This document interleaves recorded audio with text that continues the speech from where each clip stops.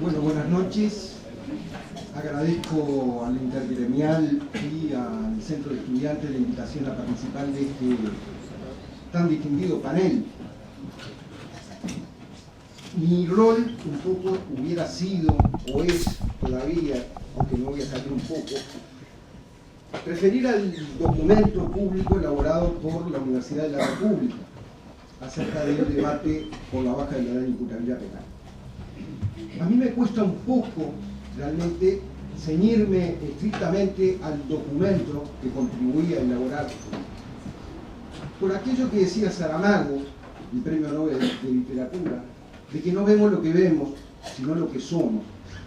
Yo no puedo eludir la realidad de que hace 27 años estoy vinculado al tema de adolescentes en conflicto con la ley, trabajando en los barrios, trabajando con ellos en contacto directo, y desde el año 2005 en régimen de dedicación total en el marco de la Universidad de la República.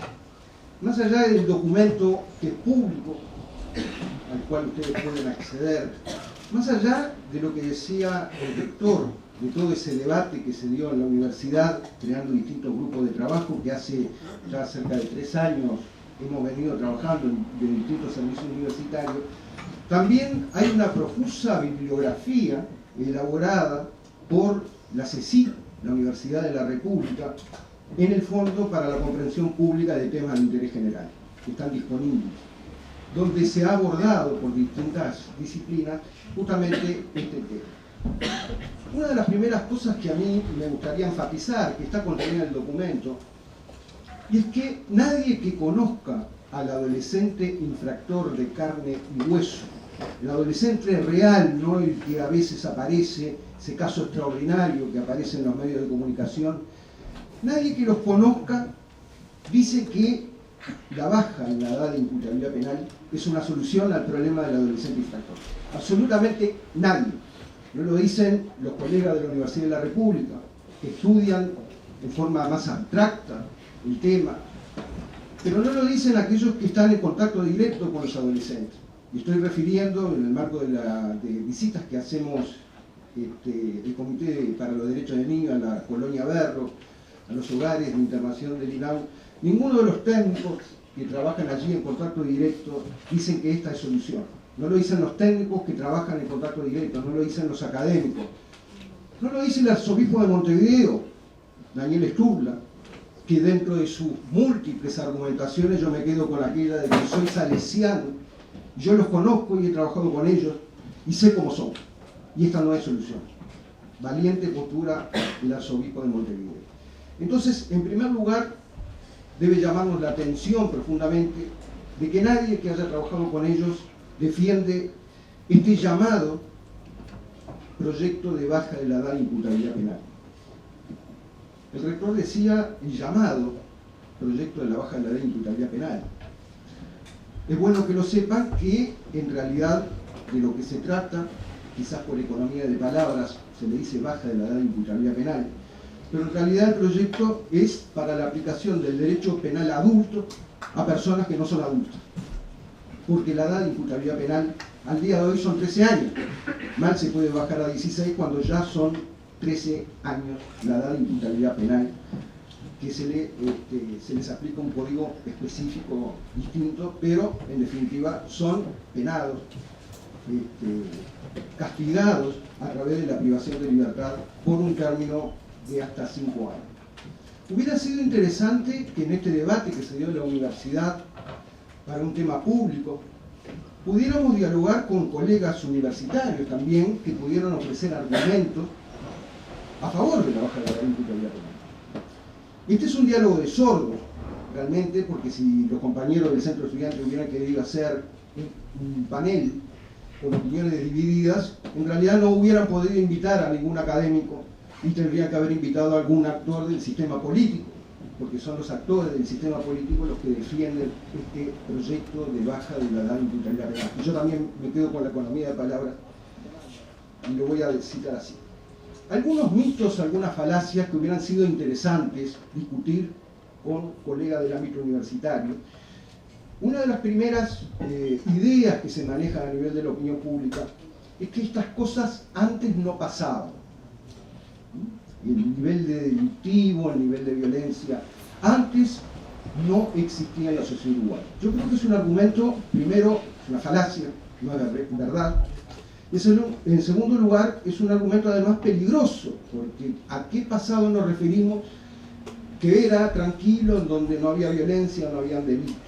Creo que esa visión conservadora, esa pasión restauradora del orden perdido en un pasado reciente de la sociedad uruguaya, donde junto con ese supuesto orden también se habían perdido las libertades democráticas, yo creo que es sumamente peligroso. Pero no es cierto, además, que estas cosas antes no pasaban. Preocupación honda y noble, mientras lo busco, lo voy diciendo de memoria, preocupación honda y noble, por citar una frase, domina la mente del penalista, el investigador espíritu del sociólogo en los últimos 4 lustros. Pavoroso problema de ardua solución es el que presenta ante los ojos de la humanidad asombrada el creciente aumento de la criminalidad infantil. Uno diría, esto es de la semana pasada, del mes pasado. Así se abre el libro de Washington Beltrán, Cuestiones Sociológicas, Lucha contra la Criminalidad Infantil, publicado por Barrell y Ramos en el año 1910, hace más de un siglo. Hay referencias desarrolladas por la Facultad de Humanidades, Daniel Felder, entre otros historiadores, que muestran cómo desde la época de Máximo Tajes en 1887, pasando por todo el primer vallismo en 1906, o por un teórico del derecho penal sumamente prestigioso, Violeta Goyena, que textualmente dice: sube la cifra de crímenes, baja la edad de los autores, por todas partes el fenómeno es el mismo. Estamos hablando de 1906. Bueno, sería largo, en sí mismo nos llevaría media hora relatar, por lo menos bosquejar, lo que ha sido la historia de ese infanto juvenil. En la década del 50 estaban los famosos infantos juveniles, que tenían su figura muy conmovedora de la sociedad uruguaya, como el Cacho, por ejemplo.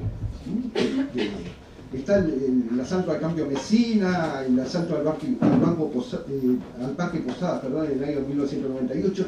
En el año 1965, es algo sumamente interesante, se funda la revista Al Rojo Vivo, una revista de crónica policial semanal relatando los hechos de violencia que ocurrían en la sociedad uruguaya en esa época donde no habían hechos de violencia, porque el pasado era mucho mejor. En realidad sería larguísimo hacer ese repertorio. Simplemente le digo para su información que desde el año 1956 aparecen los primeros proyectos para bajar la edad de imputabilidad penal. En el año 1986-1987, ni bien se restaura la democracia, el senador Dardo Ortiz por el Partido Nacional, el diputado Pablo Millor, entre otros legisladores, presentan proyectos para bajar la edad de imputabilidad penal, y hay que leer la fundamentación. Hay que leer la fundamentación de lo que dicen que pasa, que antes no pasaba. O sea, esa idea de que antes no pasaba y que ahora sí, tratando de recomponer, reconstruir un pasado idílico, no es real, por un lado, y por el otro lado, siempre generan proyectos que tienden a focalizar en determinados sectores adolescentes, determinados sectores de la población, todos los males. Segunda idea que aparece en la opinión pública, que es importante que los ciudadanos tengan en cuenta, la reflexionen, es que solo leyes más duras contienen el delito. Esa idea de que se ha perdido la autoridad, por lo tanto son necesarias leyes más duras para contener el delito. Muy asociado muchas veces a el dolor de las víctimas, hay que atender el dolor de las víctimas. Yo quiero decir en primer lugar que el dolor de las víctimas merece la mayor de las sensibilidades, el mayor de los respetos. También es cierto que en la sociedad uruguaya construimos las víctimas de una manera muy especial. No todos los dolores ocupan la misma jerarquía, el mismo escalafón en los medios de comunicación. Hay víctimas de distintas categorías. Eso es un estudio que yo hice y que hay datos totalmente demostrables de cuánto ocupa una víctima de una rapiña o de un delito contra la propiedad y cuánto espacio ocupan la prensa y qué tipo de medidas y leyes promueven, prácticamente inexistentes, las víctimas de la violencia doméstica, o cuando los niños y adolescentes no son los victimarios, sino son las víctimas de esa violencia, realmente no se promueven. Y quizás hasta en un tercer escalón podría hablarse de otras víctimas del terrorismo de Estado, que esas víctimas no solo no ocupan demasiado espacio, sino que además parecen entorpecer el futuro. En fin, la construcción de las víctimas es una forma muy particular que desarrolla la sociedad uruguaya, y todas ellas, también las víctimas del delito, merecen la mayor de nuestras preocupaciones. Y justamente como creo que nos preocupa el dolor de las víctimas, sería bueno preguntarnos en qué medida ese camino que ha recorrido la sociedad uruguaya en los últimos 20 años, de que leyes más duras permiten prevenir el delito, dieron resultados. En realidad, en el año 1995, por no decir el año 1990, cuando ya se inicia un periodo de gobierno donde se mandan leyes de urgente consideración al Parlamento por la ola delictiva y para endurecer las penas, crear nueva figura delictiva, 1990, 1995, el año 2000, en marzo del comienzo de esas administraciones de gobierno, se mandan proyectos para reafirmar el poder punitivo del Estado. ¿Cuál fue el resultado? El resultado ha sido que desde el año 1990 al año 2010 la cantidad de delitos se duplicó, han crecido los delitos, de acuerdo a las denuncias que se formulan en el Ministerio del Interior, es una realidad, han crecido, se duplicaron. La cantidad de presos se ha cuadruplicado. Y el miedo, a partir del año 2009, se convierte en la principal preocupación de la sociedad uruguaya. O sea, el encarcelamiento masivo no solucionó el problema, generó un nuevo problema, que es el hacinamiento carcelario. Las tasas de encarcelamiento de la sociedad uruguaya son las mayores del continente. Tenemos más de 10.000 personas presas, en 3.300.000 uruguayos, da una tasa de 300 presos cada 100.000 habitantes. Chile, que era el primero, anda en los 260, yo creo que Uruguay ya lo superó. Pero tenemos más presos cada 100.000 habitantes que Colombia, Venezuela, Brasil y México. Es realmente desmesurado la cantidad de personas presas que tenemos. Y esto se da en adultos y se da en adolescentes. La cantidad de personas presas es realmente un serio obstáculo para que la cárcel cumpla la función que tiene que cumplir. La función que tiene que cumplir la cárcel es devolver a la sociedad un ciudadano en mejores condiciones que las que entró. Pero no lo está haciendo, porque es imposible el nivel de crecimiento de un 7% anual en adultos y un 7% mensual en adolescentes. Imposible. Tenemos 670 adolescentes privados de libertad. El estado de Río de Janeiro tiene 833, pero 233 adolescentes que están privados, están en el sistema de responsabilidad penal adolescente en el estado de Río de Janeiro. 233 están en libertad semivigilada, en programas abiertos. En realidad son 600 adolescentes privados de libertad. El estado de Río de Janeiro tiene 16 millones de habitantes. En Uruguay tenemos 670 y somos un país como Italia, con más de 60 millones de habitantes, tiene la misma cantidad de adolescentes privados de libertad que Uruguay. La provincia de Santa Fe, le estoy diciendo de memoria algunos datos de los tantos que se pueden decir, con 3 millones y pico de habitantes, casi la misma población de Uruguay, tiene 52 adolescentes privados de libertad. Nosotros tenemos 670. Bueno, podríamos seguir dando datos que realmente muestran la desmesura del sistema carcelario. Tenemos un problema por allí, porque yo creo que un crecimiento anual de un 7% en adultos y un 7% mensual en adolescentes, más lo que decía recién el rector, pensar en el futuro de esa cantidad de adolescentes que a partir de los 16 años van a pasar a poblar las cárceles, y es el problema de que no tenemos que ponerla adentro. En este momento la sociedad uruguaya hizo una gran inversión en infraestructura que permite empezar a resolver los problemas de hacinamiento. Pero no tenemos la capacidad como sociedad de generar un 7% anual de asistentes sociales, psicólogos, guardias penitenciarios, etc., de manera tal de poner algo adentro de una cárcel, algo más que muros y rejas.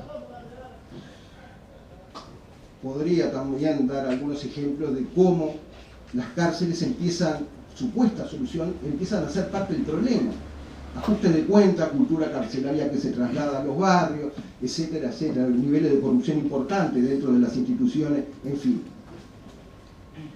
Tercer argumento, que también es habitual, hay que adecuar las leyes. Los adolescentes de hoy maduran antes.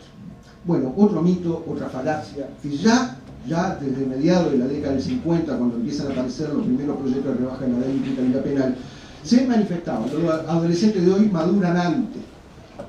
Yo hago un ejercicio en primer año de mi curso de facultad y les pregunto a los jóvenes de 18, 19 años que levanten la mano a ver cuántos tienen abuelos o padres universitarios. ¿Qué nivel educativo tuvo el abuelo? ¿Qué nivel educativo tuvo el padre? ¿A qué edad se casó el abuelo? ¿A qué edad tuvo su primer hijo el abuelo? ¿A qué edad tuvo su primer hijo el padre? Hagan introspectivamente este ejercicio ustedes mismos, comparando con las generaciones anteriores, nivel educativo, cantidad de trabajos. El abuelo tuvo un trabajo y lo tuvo toda la vida. De repente tenía primaria completa. Y a los 20 y pocos años ya se había independizado y tenía sus hijos, tenía su hogar. Yo no conozco a ningún adolescente de mi núcleo de relacionamientos que haya madurado antes. Todo lo contrario, los adolescentes de hoy maduran mucho después. Hay un proceso de la moratoria en el cual el documento elaborado por la universidad refiere con abundancia de argumentos un periodo justamente de prolongación de la etapa adolescente, de la moratoria juvenil, de la necesidad de estar preparados para el futuro, para un futuro que tiene el signo de interrogación, de lo incierto, donde cada vez nos exige más formación. En definitiva, la idea de que los adolescentes de hoy maduran y de que el código es obsoleto porque tiene 80 años, no tiene ningún sustento empírico, no tiene ningún sustento teórico, no tiene ningún tipo de argumentación posible para defender eso. Se dice que el código tiene 80 años y que hay que adecuar la norma. Yo no soy jurista, soy sociólogo, pero hay un dato contundente. El Código Penal es del año 1934, pero el Código del Niño Adolescente es del año 2004. Fue elaborado con el consenso de todas las fuerzas políticas después de una larga negociación entre todos los actores y democráticamente elaborado. El Código del Niño Adolescente del año 2004, en su artículo primero, define que es un niño y dice que todo ser humano que llega hasta los 13 años. Entre los 13 años y los 18 es un adolescente.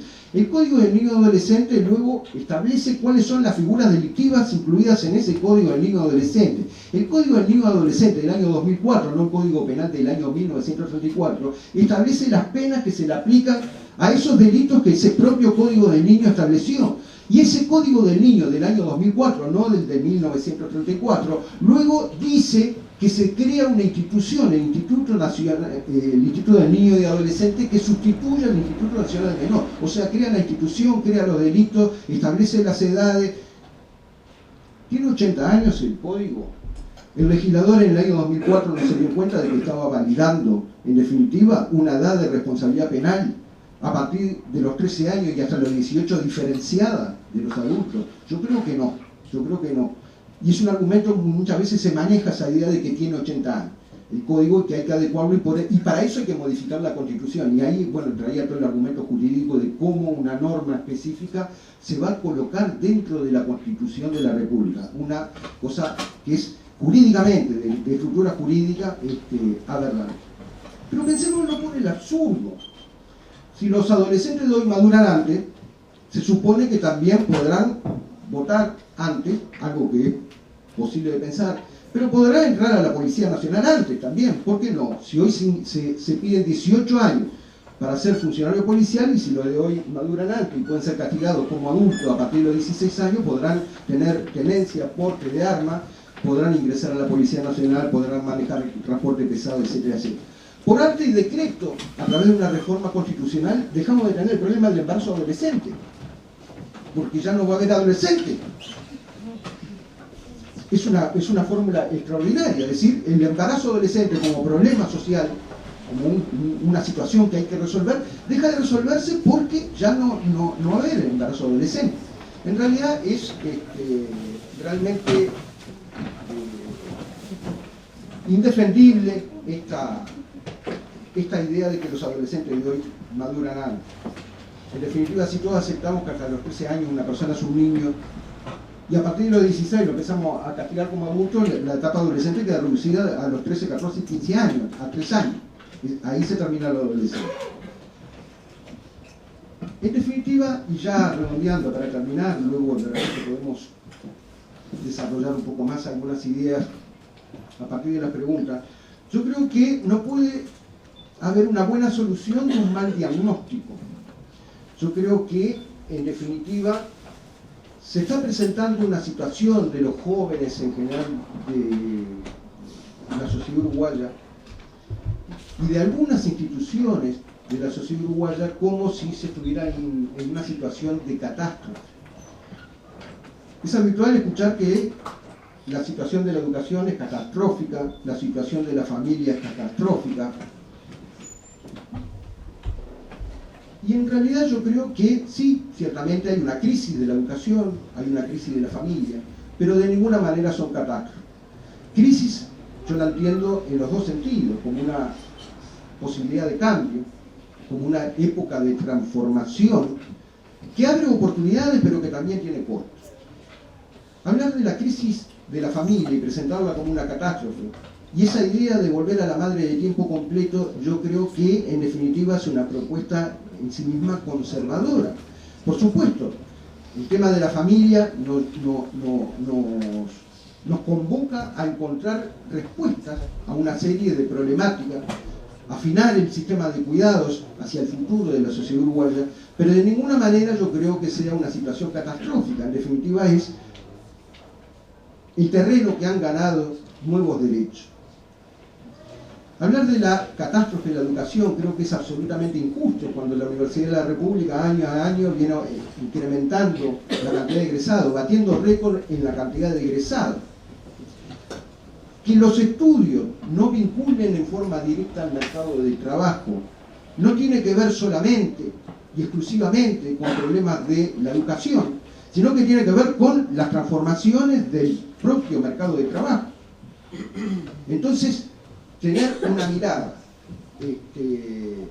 muy parcial, muy particular, presentar que la sociedad uruguaya está sometida a una catástrofe de dimensiones inconmensurables, provocada por un sector de los jóvenes uruguayos que cometen infracciones, que estamos hablando de un núcleo de cerca de 1000 adolescentes en conflicto con la ley, una cifra irrisoria si uno lo compara en relación con los delitos cometidos por adultos, y que esa situación de catástrofe va a ser resuelta a través de un proyecto de reforma constitucional, yo creo que es extremadamente injusto, es inconducente, realmente no va a permitir encontrar soluciones.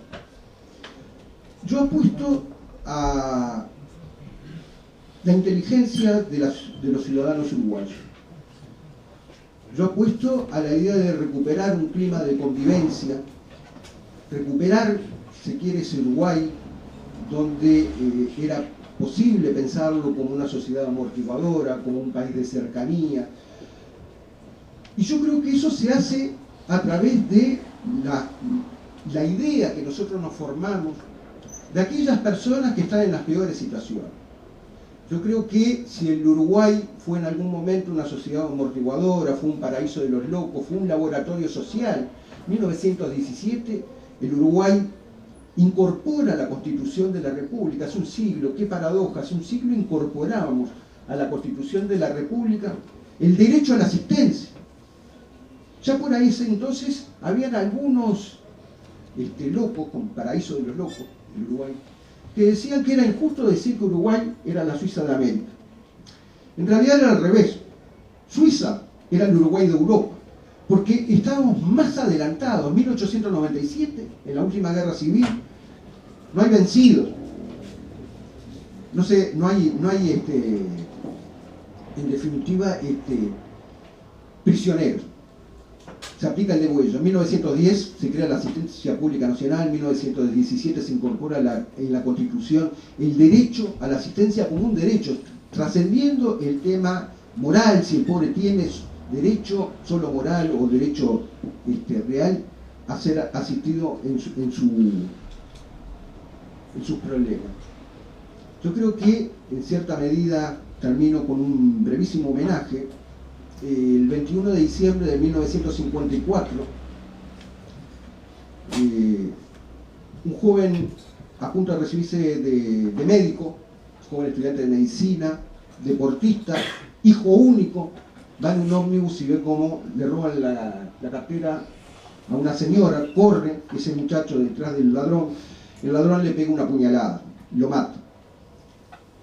La madre de ese joven llamado Gustavo Volpe, hijo único, convoca a una reunión en la Asociación Cristiana de Jóvenes, una serie de actores relevantes de la sociedad, para crear el movimiento nacional Gustavo Volpe, que todavía existe, justamente para trabajar con esos adolescentes más problemáticos, de manera que en el futuro no haya más Gustavo Volpe.